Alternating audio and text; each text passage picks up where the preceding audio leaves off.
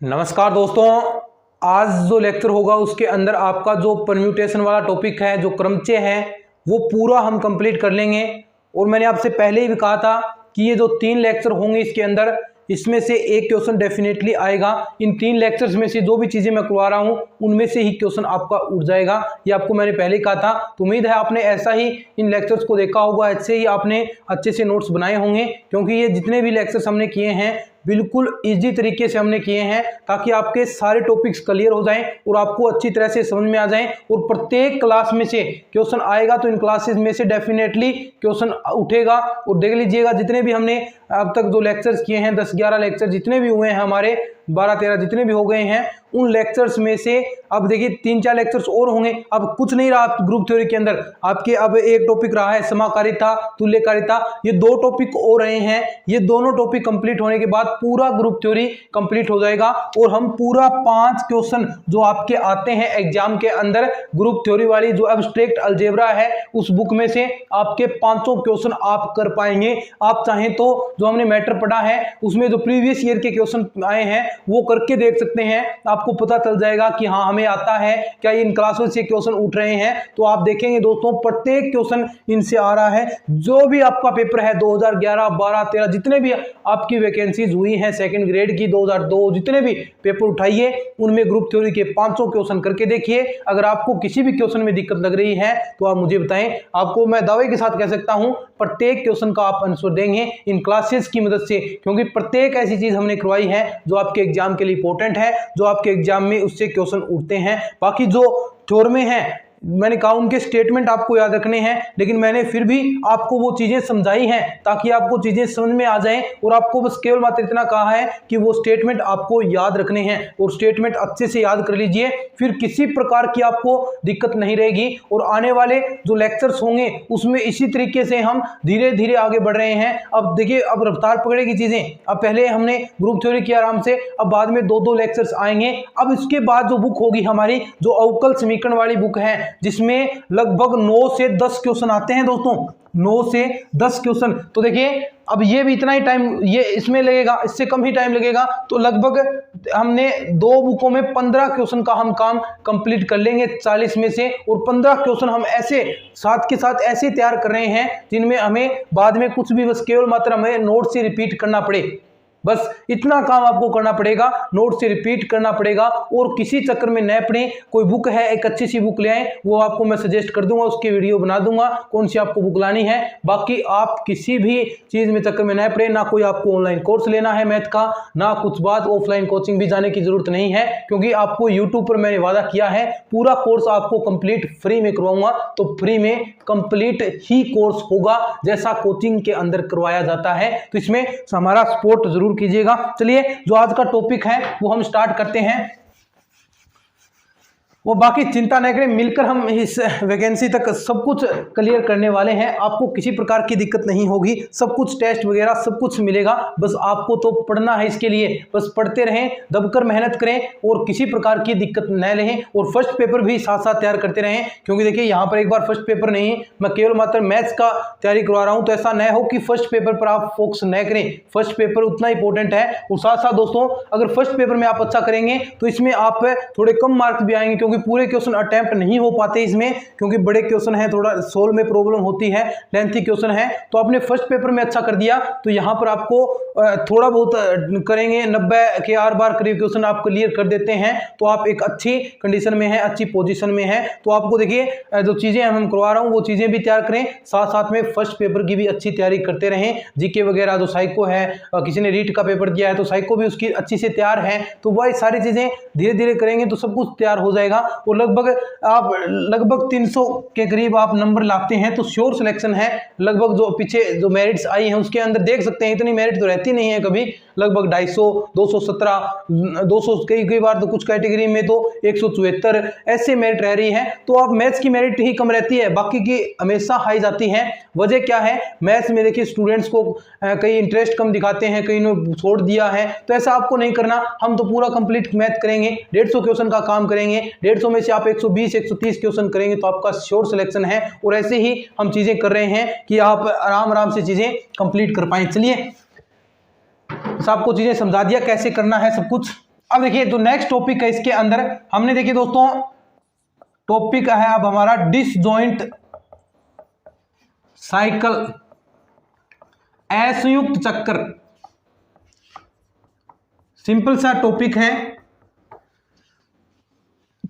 हमने चक्र के बारे में पढ़ा था कि देखिए ये आपके पास कोई एलिमेंट था, मान लीजिए 1 2 3 4 5, तो वो साइक्लिक चक्र यानी वो साइक्लिक कब कहलाएगा, साइक्लिक परम्यूटेशन कब कहलाएगा। हमने कल के लेक्चर में पढ़ा था कि प्रत्येक एलिमेंट जो आपके पास A1 है, A2 है, A3 है, A4, इसका जो प्रतिचित्रण है A1 का उससे आगे वाला अवयव हो, यानी A1 का A2 जो हम नीचे लिखते हैं ना A2 A3, फिर आगे A3 का A4, A4 का A5 और लास्ट वाले का वापिस पहला आ जाए A1, तो ऐसा जो चक्कर होगा, ऐसा जो क्रमचय होगा उसे हमने साइक्लिक परम्यूटेशन कहा था। ये हम डेफिनेशन पढ़ चुके हैं। अब जो चीज आई है असंयुक्त चक्र, ध्यान से सुनिए, एग्जाम्पल से हम चीजें सब कुछ एग्जाम्पल से क्लियर करेंगे ताकि आपको सब कुछ समझ में आ जाए। देखिए आपके पास एक है 3 4 5, ठीक है, और एक आपके पास चक्कर है 1 2, ठीक है, ये दो आपके पास चक्र हैं। ये दो चक्र क्रमचय, ये दो क्रमचय असंयुक्त चक्र या असंयुक्त क्रमचय कहलाएंगे कब, यदि इन दोनों चक्र में कोई भी एलिमेंट उभयनिष्ठ नहीं है, यानी इन दोनों में अगर कोई भी अवयव कॉमन नहीं है तो ये दो चक्र क्या कहलाएंगे आपके असंयुक्त या डिसजॉइंट चक्र, यानी इसके अंदर उभयनिष्ठ अवयव नहीं होना चाहिए, उभयनिष्ठ अवयव नहीं। तो क्या आप देखिए क्या इसके अंदर कोई उभयनिष्ठ अवयव है, देखिए 3 है 4 है 5 है, इसके अंदर 1 और 2 है, तो ये क्या है आपका डिसजॉइंट चक्र हो गया, असंयुक्त चक्र हो गया। इसके अंदर क्या लिखेंगे कि किन्हीं दो क्रमचयों में यदि कोई भी, जो आपका दो चक्र ले लिया हमने, दो क्रमचय चक्र हैं, उनमें कोई भी अवयव उभयनिष्ठ नहीं हो तो वो दो चक्र आपके डिसजॉइंट चक्र कहलाएंगे। आपको ये लिखना है डेफिनेशन और उसके बाद ये एग्जांपल लिख लीजिए, नहीं है। अब देखिए एक एग्जांपल और देखिए आप, मुझे बताइए, चलिए आप, ये आपके पास 1 4 5 और यहां पर है सिग्मा बराबर 1 2, तो मुझे बताएं क्या ये दो असंयुक्त चक्र हैं, क्या ये दो असंयुक्त चक्र हैं। तो देखिए इसके अंदर 1 है, इसके अंदर भी 1 है, तो इन दोनों में जो एक है वो उभयनिष्ठ है, दोनों एक दोनों में आ रहा है, तो ये क्या हुआ दोस्तों, ये डिसजॉइंट चक्र नहीं होगा, असंयुक्त चक्र नहीं होगा। ये तो इसकी डेफिनेशन है, सिंपल सी डेफिनेशन है कि नहीं, जो आपके पास दो क्रमचय हैं, दो साइक्लिक क्रमचय मान लीजिए, उनके अंदर यदि कोई भी अवयव उभयनिष्ठ न हो तो वो चक्र क्या कहलाएंगे आपके असंयुक्त चक्र, या उन्हें डिसजॉइंट साइकिल कहेंगे। तो आप इसको देख लीजिए, स्क्रीनशॉट ले लीजिए। फिर इसका इंपॉर्टेंट टॉपिक है, हम इसके जो गुणन है, इनका गुणन, दो असंयुक्त चक्रों का आपको गुणन करना है, वो आपको मैं सिखाऊंगा, और वो गुणन थोड़ा सा जो हमने क्रमचयों में गुणन किया था उससे भिन्न होगा। कैसे होगा एक बार इसका आप देख लीजिए, एग्जाम्पल लिख लीजिए।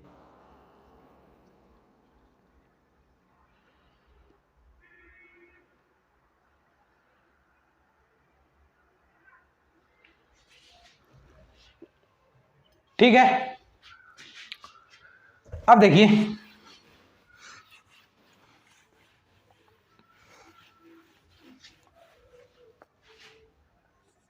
दो असंयुक्त चक्रों का गुणनफल,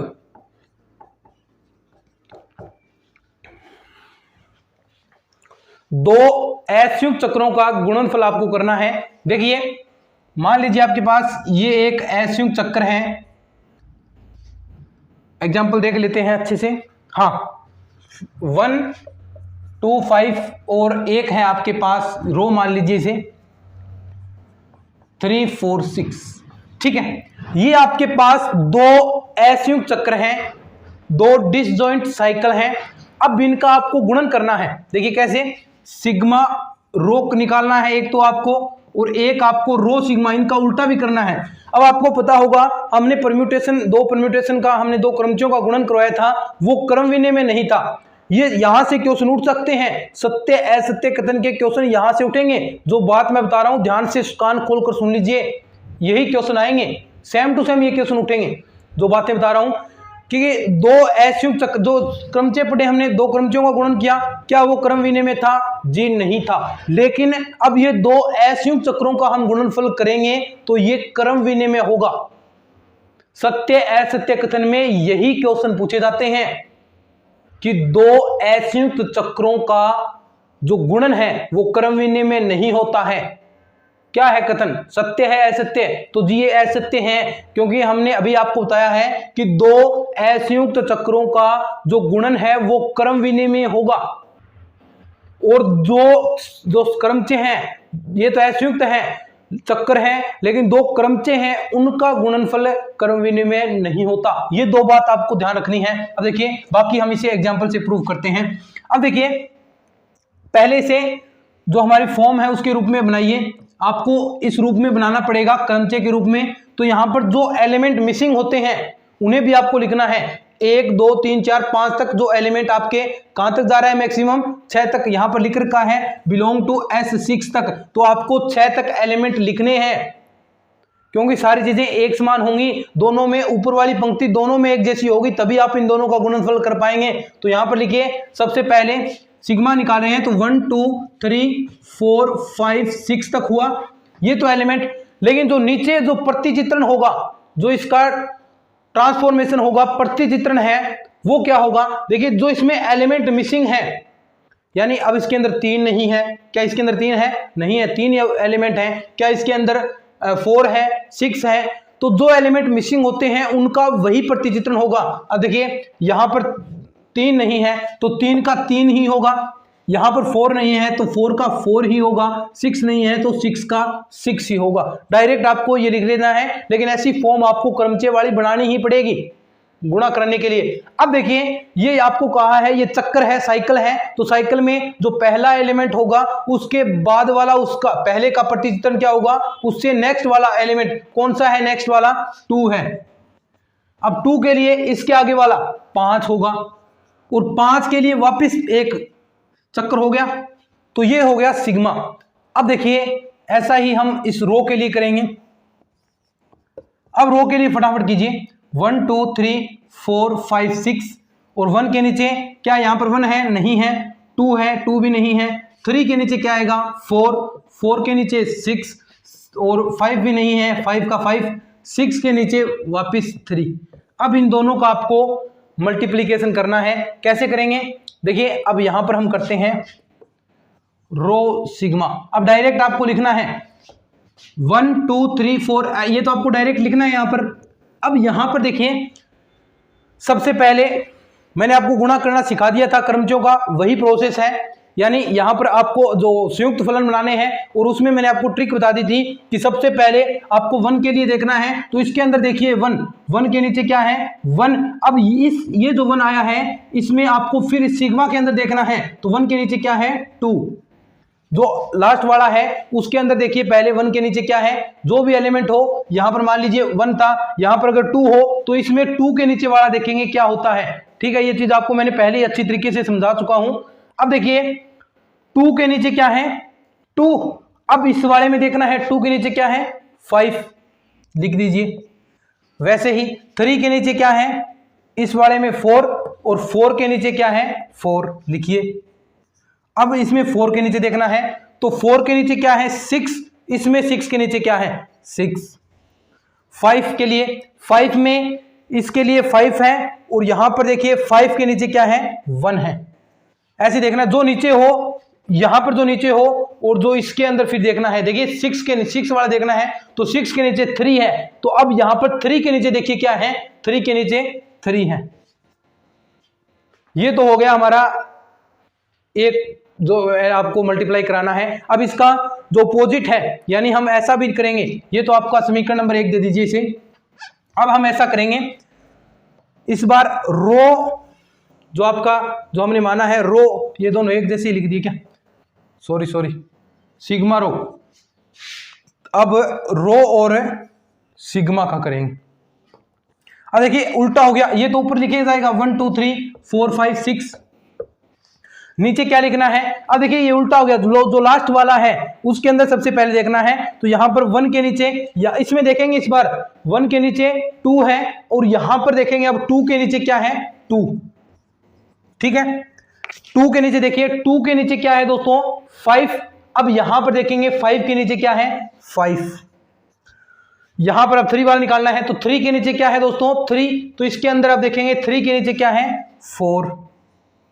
ठीक है, अब यहां पर 4 के नीचे 4, तो यहां 4 के नीचे 6। अब 5 वाला, 5 के नीचे क्या है, 1। तो इसके अंदर 1 के नीचे देखेंगे, 1 के नीचे क्या है, 1। और 6 के नीचे 6 है, तो यहां पर भी 6 के नीचे क्या हो देखेंगे, 3। तो देखिए ये दोनों, देखिए समीकरण नंबर 1 और समीकरण नंबर 2, आप दोनों देखिए क्या यहां पर नीचे वाले सेम टू है, 254 613, 254 613। यानी इसका अर्थ क्या निकला कि 2 असंयुक्त चक्रों का गुणनफल, 2 असंयुक्त चक्रों का गुणनफल, ये लाइन आपको लिखनी है, मैं ऊपर लिख देता हूं, 2 असंयुक्त चक्रों का गुणनफल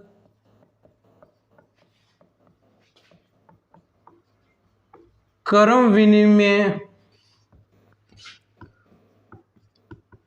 होता है। यानी जो आपने लिखा सिग्मा रो बराबर रो सिग्मा, बस ये स्टेटमेंट आपको याद रखना है। और आपसे दोस्तों ये तरीका मैंने बताया है गुणा करने वाला, ये भी आपको याद रखना है, क्योंकि मैं देखिए अब क्वेश्चन करवाऊंगा इसके, तो क्वेश्चन करवाऊंगा जो एग्जाम में आए हैं, किस प्रकार के क्वेश्चन आते हैं, तो उसके अंदर मल्टीप्लाई आपको आना चाहिए। 1-2 बार आप बुक में से जो भी एग्जाम्पल आपके दे रखे हैं उसमें से प्रैक्टिस जरूर कीजिए। और जिसके पास जो आपकी ऑफिशियल बुक लगती है बीएससी की, पहले वो आप खरीदिए, नहीं है तो, क्योंकि वैसे तो बुक मिल जाएगी, मेरे पास पड़ी है अभी तक बुकें, तो आपके पास भी होंगी, नहीं है जो भी मिस है तो वो आप मार्केट से लेकर आए। जो ओरिजिनल बुक है गोखरू वाली आती है, नवकार पब्लिकेशन की जो बुकें आपके बीएससी कर रहे थे उस वक्त जो लगती थी, जो बीएससी में आप पढ़े थे, वो बुकें आपको लेकर आनी है, और उन्हीं में से मैटर आएगा, तो वो डेफिनेटली आप बुकें लेकर आए सबसे पहले। ठीक है, एक बार स्क्रीनशॉट लीजिए, फिर आगे हम बढ़ते हैं।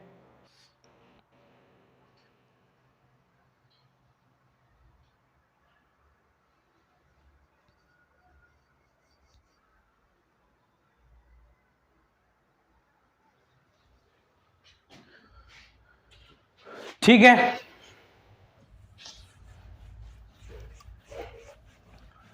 अब देखिए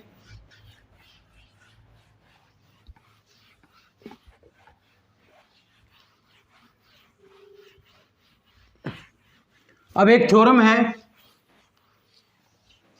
इंपॉर्टेंट थ्योरम, या मैंने कहा जो चीजें आपको बता रहा हूं वो चीजें आपको याद रखनी है कि प्रत्येक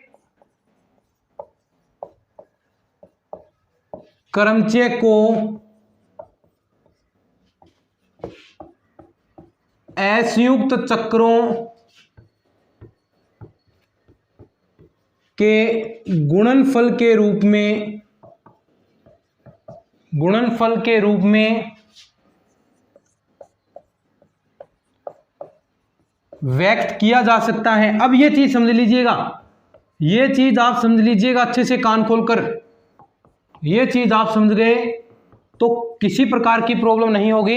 अब 2 मिनट ध्यान से सुन लीजिएगा भाई, पहले आपने समझी वो चीजें सरल थी, अब इसको 1 मिनट के अंदर आप समझाएंगे अगर थोड़ा सा अपने क्लास को ध्यान से देख रहे हैं तो। देखिए मान लीजिए आपको ये क्रमचय दे रखा है, सिग्मा बराबर 1 2 3 4 5 6 7 8 तक है। ठीक है, और इसका एग्जाम्पल है, नीचे देखिए इसका प्रतिचित्रण 46 25 13 और 87।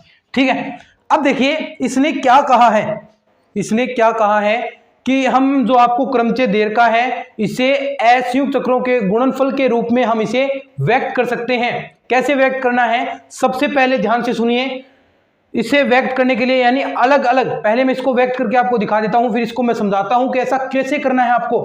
देखिए अब इसके अलग अलग असंयुक्त चक्र बनेंगे, कैसे बनेंगे, 1, ठीक है, फिर बनेगा 4 और 5, ठीक है, और उसके बाद 2 6 3 और फिर 7 8। ये अब देखिए इसके अंदर ये 3 असंयुक्त चक्रों के गुणनफल के रूप में बने हैं। क्या ये असंयुक्त चक्र है? क्या इसमें कोई भी एलिमेंट कॉमन है? ये अलग है, ये अलग है, ये अलग है। अब देखिए ये कैसे आपको व्यक्त करना है, कैसे इस चीज को समझिए एक बार, कि आपको सबसे पहले इसके अंदर पहला जो आपको अवयव दे रखे हैं वो एलिमेंट ले लेना है। अवयव आपने लिया, ठीक है। एक के नीचे क्या है? 4। ध्यान से सुनिए, एक के नीचे क्या है? 4। अब 4 वाला देखना है, 4 के नीचे 5। अब 5 वाला देखना है, 5 के नीचे 1। और तब तक जाना है आपको, तब तक जाना है जब तक कि आपको वापिस जो आपने पहला अवयव लिया है वो आपको प्राप्त नहीं हो जाए। और वो प्राप्त हो गया तो आपका एक असंयुक्त चक्र प्राप्त हो गया। कैसे? देखिए अभी देखिए 1 4 5 हमने लिखा, देखिए 1 के नीचे 4 और जो अवयव आपने लिए हैं ऊपर वाले वो आपको लिखने हैं, उनका एक असंयुक्त चक्र बन जाएगा। और देखिए आप इसे सोल्व भी कर सकते हैं। 1 के नीचे क्या है? 4 हो गया, चक्र है तो यानी इसके आगे वाला एलिमेंट आएगा। 4 के नीचे 5 है और 5 के नीचे वापिस 1 है। यही तो है, यही तो चक्कर हुआ। और इसे असंयुक्त चक्रों के रूप में कैसे? यानी इसके अंदर कोई भी कॉमन है नहीं। अब देखिए जो एक तो ये आपने प्राप्त किया, मान लीजिए यहां देखिए एक के नीचे क्या है? 4। 4 के नीचे फिर देखना है 5। 5 के नीचे फिर देखना है 1। जहां पर पहला अवयव आ गया नीचे, जो अवयव आपने लिए हैं, कितने अवयव है इसके अंदर? 1 आया, 4 आया, 5 आया। तो ये 3 एलिमेंट का एक असंयुक्त चक्र बन गया, ठीक है। अब ध्यान से सुनिए नेक्स्ट, और उसके बाद आपको नेक्स्ट अवयव ले लेना है। जो आ गए हैं उनको छोड़ देना है। अब 3 अवयव आ गए, वापिस ये नहीं लेने, आप अब रह गए उनको लेना है। अब देखिए 2 लेंगे। अब 2 के नीचे क्या है? 6। अब आपको 6 वाला देखना है। 6 के नीचे क्या है? 3। अब 3 वाला देखना है। 3 के नीचे 2, वापिस क्या 2 आ गया। जो अवयव आपने लिया है वापिस वही अवयव तक आपको जाना है। यानी 2 के नीचे 6, फिर 6 वाला देखना है। 6 के नीचे 3, 3 के नीचे क्या है? 2। तो इसके अंदर कितने एलिमेंट आ गए?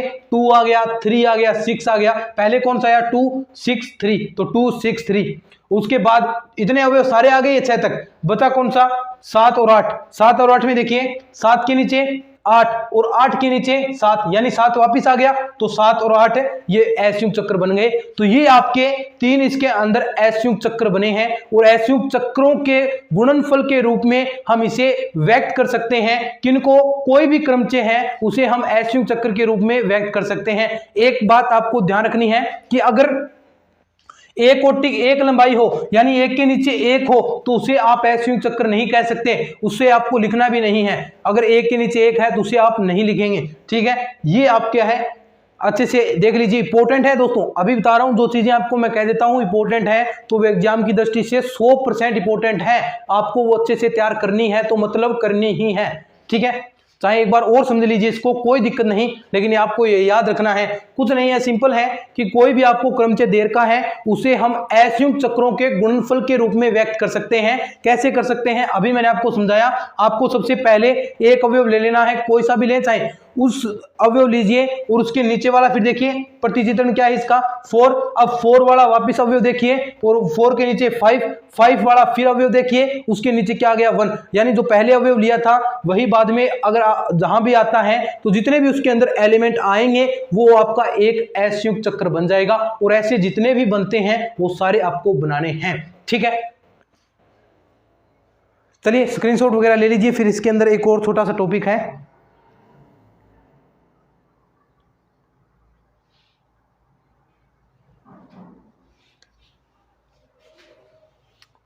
ठीक है, ऑर्डर ऑफ परम्यूटेशन।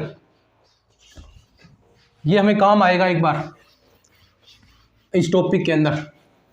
ये भी इंपॉर्टेंट है भाई, ये टॉपिक भी इंपॉर्टेंट है क्योंकि इसमें से भी क्वेश्चन आते हैं और सरल क्वेश्चन आते हैं, आप आराम से करेंगे। ऑर्डर ऑफ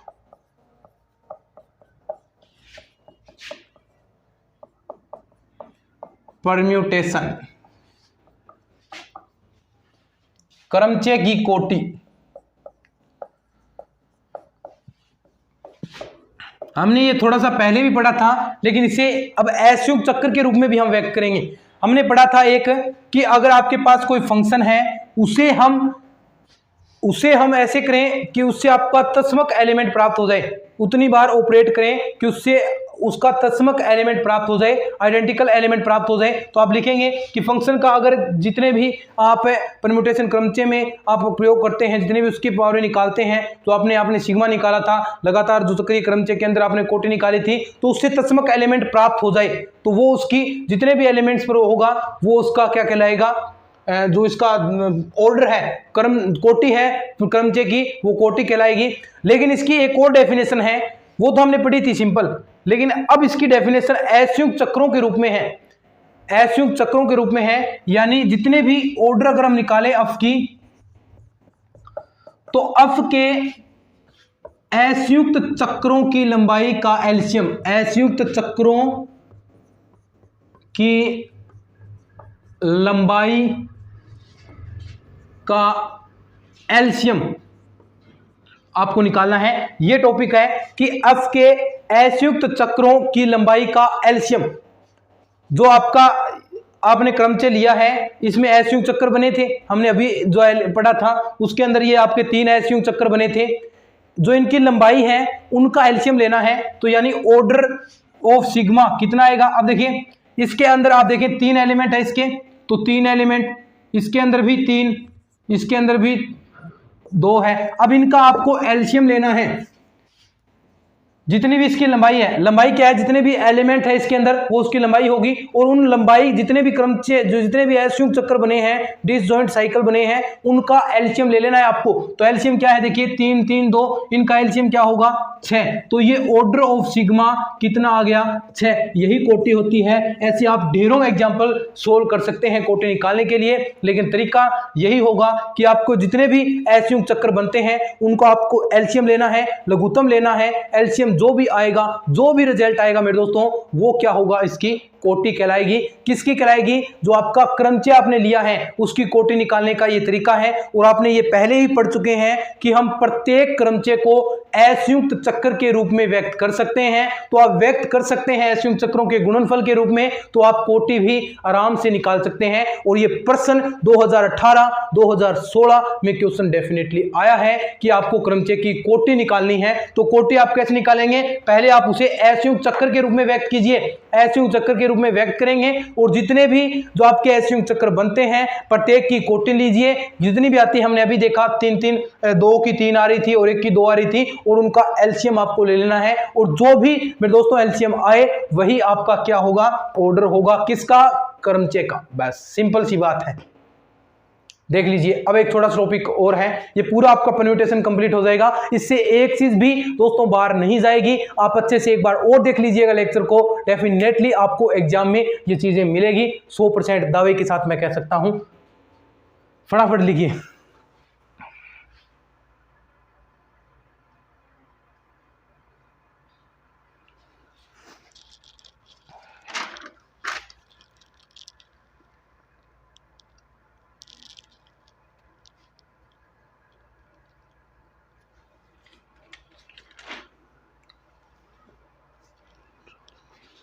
अब देखिए, अब सिंपल सा टॉपिक रहा है, अब कोई ज्यादा खास नहीं है। देखिए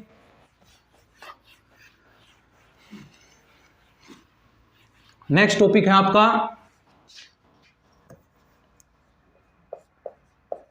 ट्रांसपोजिशन, हिंदी में कहेंगे पक्षांतरण। ठीक है, ट्रांसपोजिशन या पक्षांतरण क्या है, कुछ नहीं है, सिंपल सी बात है। जो आपने क्रमचय लिया है, जो आपने क्रमचय है आपके पास, उसे दो कोटि की लंबाई का असंयुक्त चक्रों के रूप में आपको व्यक्त करना है। कैसे, देखिए डेफिनेशन लिखेंगे पहले कि किसी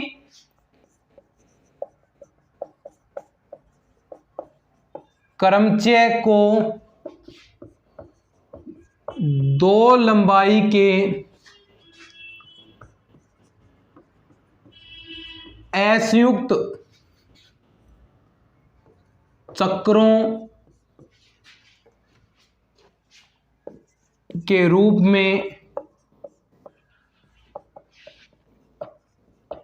व्यक्त करना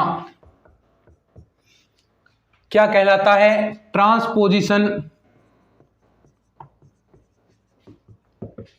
या पक्षांतरण पक्षांतरण कहलाता है। जैसे एग्जाम्पल है आपके पास दो दो कोटि, यानी देखिए इसे 3/3 ए बी ऐसे व्यक्त करना है, 4 5 दो से ज्यादा एलिमेंट नहीं होने चाहिए। अभी हमने असंयुक्त चक्रों के रूप में व्यक्त किया तो उसके अंदर 3 एलिमेंट थे। आपने पढ़ा था अभी 1 4 5 ये 3 एलिमेंट थे, 2 6 3 वो भी 3 एलिमेंट थे, 7 8 उसके अंदर 2 एलिमेंट थे। तो 7 8 की तरह उसे व्यक्त करना है। कितने रूपों में आप व्यक्त कर सकते हैं? अभी देखिए इसका एग्जाम्पल, हम वही एग्जाम्पल जो हमारे पास था, ये देखिए हमने अभी लेकर चले थे 1 2 3 4 5 6 7 8 तक, और इसके नीचे था 46 25 13 87, ठीक है। और इसके जो असंयुक्त चक्र थे कौन कौन से बने थे मेरे दोस्तों? सिग्मा 1 4 5, एक बना था 2 6 3 और एक बना था 7 8। क्या दिखाई दे रहा है? यहां तक नहीं दिखाई दे रहा तो थोड़ा सा इधर लिख देते हैं। सिग्मा बराबर एक तो था 1 4 5, 2 6 3 और एक 7 8, ठीक है। ये 3 आपके असंयुक्त चक्र बने थे। लेकिन जो ट्रांसपोजिशन है वो क्या कहता है? साहब मैं तो 2 कोटि का ही लूंगा इसके अंदर, यानी 7 8 है तो इसकी कोटि का होना चाहिए, इसे आप विभाजित कीजिए।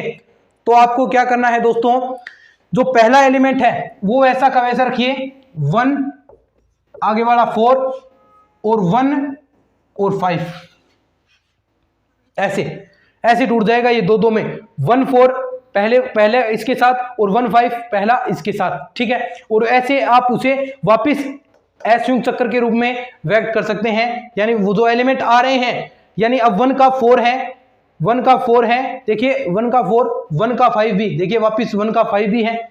और ऐसे ही इसे 2 का आप 6 कीजिएगा, और 2 का आप क्या कर सकते हैं 3, और 7 का 8 है ही आपके पास, 7 का 8 है ही। तो ये आप ऐसे असंयुक्त चक्र के रूप में आपको व्यक्त करना है। कैसे? यहां पर भी देख सकते हैं 1 का 4 जो भी आ रहा है, 1 का 5, ठीक है, जहां तक आ रहा है वही देखिए, 1 का 4 का 5 था तो 5 का 1, तो 1 4 1 5 2 6 और यहां पर आपका 2 3, ठीक है। दो एलिमेंट आ रहे हैं, 1 का 4 1 का 5 2 का 6 2 का 3 और 7 का 8, तो ये है ही दोनों चीजें। तो ऐसे आप व्यक्त करेंगे दो लंबाई का आपको व्यक्त करना है। और वो अगर असंयुक्त चक्र के रूप में आप ऐसे व्यक्त करते हैं तो उसे ट्रांसपोजिशन या पक्षांतरण कहते हैं। तो ये आपका टॉपिक हो गया। अब एक छोटी सी थ्योरम है, उसमें से देखिए वैसे क्वेश्चन आ जाते हैं, बस आपको स्टेटमेंट लिखा देता हूं और उसमें क्वेश्चन किस प्रकार का आया है वो भी बताऊंगा आपको, ताकि आपको सारी चीजें क्लियर हो जाएं।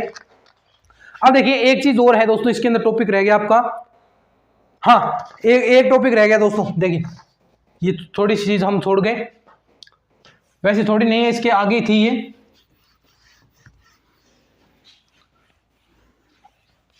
एक टॉपिक है, हाँ इसमें से भी क्वेश्चन आ जाते हैं कई बार, समक्रमचय और विषम क्रमचय।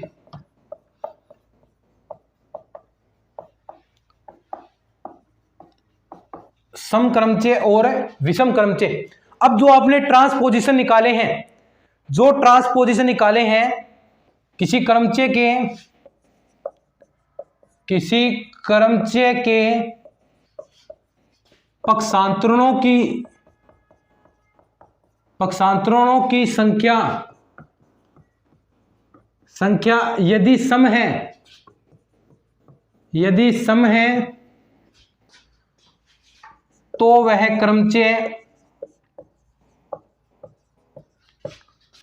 समक्रमचय कहलाएगा,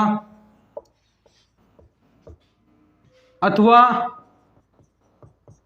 यदि उसकी संख्या विषम है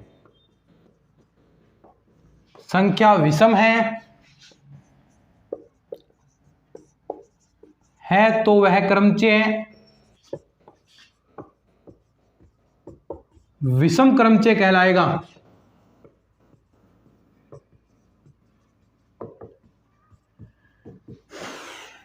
कैसे? ये देखिए अभी आपने निकाला पक्षांतरण, सिग्मा 1 4 15262378। तो ये इतने पक्षांतर आपने पिछले एग्जाम्पल के अंदर निकाले थे। तो इनमें आप बताएं मुझे इनकी संख्या क्या है। 1 2 3 4 5, 5 क्या है, विषम संख्या। तो ये आपका जो क्रमचय था, आपने जो एग्जाम्पल पढ़ा था वो विषम क्रमचय होगा। यदि इनकी संख्या सम आती, मान लीजिए 7 8 नहीं आता, 4 आया, तो उसकी संख्या 4 सम है, तो ये हो गया आपका सम क्रमचय होता। तो यही है सम और विषम क्रमचय। अब एक थ्योरम का स्टेटमेंट है, इस थ्योरम में से हूबहू क्वेश्चन आया है। थ्योरम जो स्टेटमेंट है उसी में से क्वेश्चन उठा है, तो वो स्टेटमेंट आपको मैं लिखा देता हूं।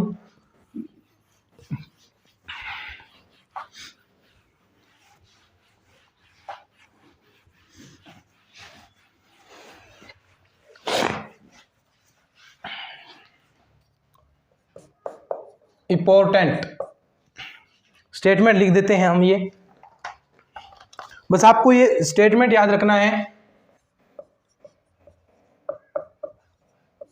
अनअसांक के सभी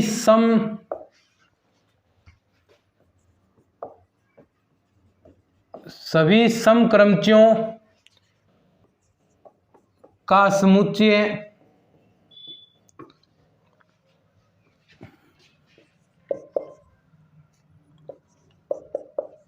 an क्रमचय गुणन संक्रिया के लिए 1/2 अनफैक्टोरियल कोटि, ये देखिए यहां से क्वेश्चन उठा था, कोटि का ग्रुप होता है और इसे दोस्तों जो एकांतर ग्रुप है अल्टरनेटिंग ग्रुप भी कहते हैं। और अल्टरनेटिंग ग्रुप की कोटि कितनी होती है, ये क्वेश्चन आया हुआ है। अल्टरनेटिंग या एकांतर ग्रुप की कोटि कितनी होती है, ये आपका एग्जाम में क्वेश्चन आया था। तो इसकी कोटि कितनी होती है, 1/2 अनफैक्टोरियल। बहुत सारे इसके अंदर एग्जाम्पल भी दे रखे थे कि ये होता है, ये होता है, 2-3 एग्जाम्पल दे रखे थे। n-1 फैक्टोरियल होगा, ये भी एक एग्जाम्पल था। तो इसके कोटि कितनी होगी, 1/2 अनफैक्टोरियल इसकी कोटि होगी। तो दोस्तों ये आपका जो परम्यूटेशन क्रमचय था कंप्लीट हो गया है। इसके क्वेश्चन रहते हैं साथ साथ। वैसे मैंने क्वेश्चन आपको जो भी टॉपिक करवाया है उसके अंदर मैंने बताया भी है कि किस प्रकार के क्वेश्चन आते हैं, कौन सा क्वेश्चन आया है। लेकिन फिर भी हम जो आपकी डिमांड है कि सर एक्सरसाइज के क्वेश्चन जो MCQ हैं उनमें से भी कुछ इंपॉर्टेंट क्वेश्चन करवाएं, तो वो क्वेश्चन भी हम आपके लिए जो कल का लेक्चर होगा उसके अंदर परम्यूटेशन के जितने भी क्वेश्चन बनते हैं पिछले सालों में आए हुए 5-6 क्वेश्चन आपके लिए मैं लेकर आऊँगा, जिससे पूरा टॉपिक जो आपका क्रमचय है उस पर और भी अच्छी आपकी पकड़ बनेगी। आपको पता भी चलेगा कि कैसे क्वेश्चन आते हैं और कितने क्वेश्चन हमें हमारे सही भी हो रहे हैं। तो ये भी सारी चीज़ें आपको कल के लेक्चर में पता चल जाएगी। तो दोस्तों अगर ये लेक्चर सीरीज जो इतनी हम आपके लिए मेहनत कर रहे हैं, देखिए आपके पास फिलहाल पहुंच एक लेक्चर रहा होगा, लेकिन एक एक दिन के अंदर 2-2 3-3 लेक्चर, 4-4 5-5 6-6 7-7 घंटों की मेहनत के बाद आपके पास ये वीडियोस पहुंच रहे हैं। तो इस वीडियोस को आप शेयर जरूर कीजिएगा, क्योंकि दोस्तों वीडियोस बनाना इतना आसान नहीं है, बहुत सारी प्रॉब्लम्स इसके अंदर भी आती हैं। एक वीडियो को बनाने के लिए 3-4 घंटे की आराम से मेहनत होती है। पहले अच्छी सी चीज़ें पढ़नी पड़ती हैं, उसके बाद जो सेटअप वगैरह है वो चीज़ें सेट करनी पड़ती हैं, फिर उसको एडिट करना, फिर उसको थंबनेल वगैरह वीडियो अपलोड करना, बहुत सारी इसमें सब कुछ अकेला करता हूं। तो इसमें थोड़ा सा मेहनत लगता है, लेकिन फिर भी हम मेहनत आपके लिए करेंगे। बिल्कुल पूरी मेहनत हमारी है, जितना मुझसे हो रहा है देर रात तक जगकर आपके लिए हम मेहनत कर रहे हैं। रात को ये एडिट करना, पढ़ना रात को, और चीज़ें सुबह आपके लिए वीडियोज़ बनाने, कई बार तो रात को भी वीडियोज़ बनते हैं। तो इनमें जो भी आपको अगर अच्छा लग रहा है ये चीज़ें, तो अपने दोस्तों के साथ थोड़ा सा शेयर कर दीजिए करें, ताकि हमें मोटिवेशन मिले, और अच्छे अच्छे कमेंट्स भी कर दिया करें, ताकि और भी जोश और उत्साह के साथ हम वीडियोस बनाएं। चलिए आज के इस वीडियो के अंदर हम इतना ही पढ़ने वाले हैं। उम्मीद है आपको ये सारी चीज़ें समझ में आ रही हैं। बेहतरीन तरीके से जो हम लेक्चर तैयार कर रहे हैं, आपको प्रत्येक लेक्चर अच्छे लग रहे होंगे, और जैसे आपके कमेंट्स आ रहे हैं उससे पता भी चल रहा है कि हमारी मेहनत जो हम आपके लिए मेहनत कर रहे हैं वो कहीं ना कहीं आपके लिए सही साबित हो रही है। और एक सफल मेहनत आपके लिए, हम जब तक आपका एग्जाम नहीं होगा, तब तक हम ये मेहनत करते रहेंगे, और भी नए नए कंटेंट आपके लिए हम प्रोवाइड करवाते रहेंगे। बस आपका स्नेह और सपोर्ट इस तरह ही बना रहे। लाइक कर दीजिएगा और शेयर जरूर कीजिएगा दोस्तों, इससे बहुत अधिक मोटिवेशन मिलता है। चलिए आज के इस वीडियो में इतना ही। धन्यवाद।